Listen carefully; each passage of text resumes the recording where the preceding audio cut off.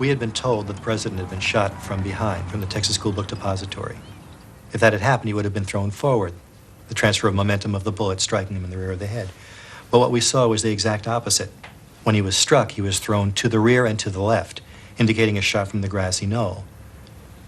The knowledge that we had been lied to scared me. I felt if anybody knew what I knew, that I'd be in a great deal of danger. So I didn't tell anybody. I quietly worked on the film for years.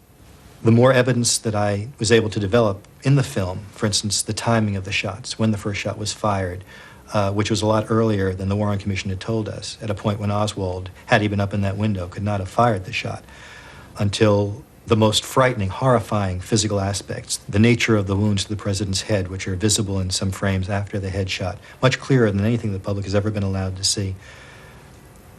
Living with that became a horror. Trying to keep that, afraid of being discovered that I knew that, that's what frightened me the most.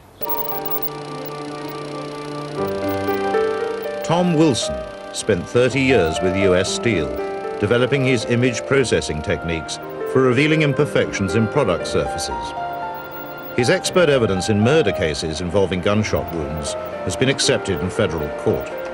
In 1988, he began to apply that expertise to images from the Kennedy assassination. You look at a picture and you see 30 shades of diversifying gray, whereas the machinery sees 256.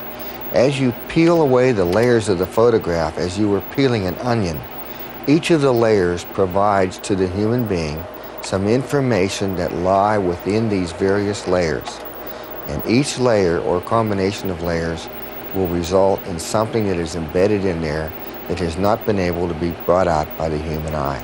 I don't think anyone has ever utilized the equipment to look at the Kennedy images, because if they have, with the expertise that I know our government has had over the past many years, then I know they will come to the same absolute conclusion that I have. This is photonics. This is the absolute science and the measurement of light. What is in these photographs and what is measured by the computer and backed up by hard scientific mathematical data. All of my findings can be reproduced. Badgeman shooting from the grassy knoll was first revealed in Mary Moorman's picture in The Men Who Killed Kennedy in 1988. Tom's initial work confirmed his presence. This encouraged him to apply his technology to photographic records of the assassination. The Zapruder film allowed me to be able to go in and look at the head wound initially.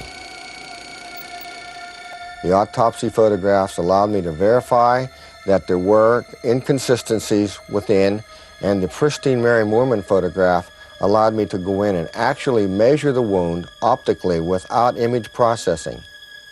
As we go into the wound and as we expand the wound and magnify it, you can see that the pixel elements, or each one of these little dots, is represented by dark squares or light squares. Now, if there were no wound in the rear of President Kennedy's head, all of the squares would be the basic reflective value or the basic shade of gray that his normal hair coloring would be on this day. Every time, in my years of experience with this, when there is a concave or convex area that is a deformation of the overall image, there is absolutely no question that the case is, as it goes darker under this situation, that this is going from an area on the top of President Kennedy's head down into an extremely deep hole. Instead of trying to find shooters or gunmen in the photographs, I decided to concentrate on President Kennedy's massive rear-end head wound. And what this enabled me to do was to be able to go in, rebuild the head wound as a mold, use the data thereof, and track back from the head wound back to the source of the shooter.